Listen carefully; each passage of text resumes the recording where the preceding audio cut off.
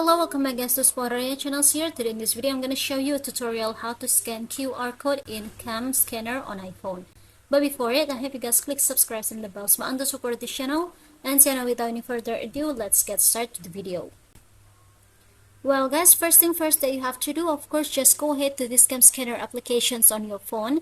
And after, in this page, we'll find out here the camera option at the bottom. You just have to tap on it. If you want to use or if you want to scan QR code in this cam scanner, simply you just have to slide it to the right like this, and after you just have to find out the QR code option like this, yeah guys, at the last options. So if you want to scan QR here, you just have to adjust the barcode in this frame, yeah guys, with the back camera.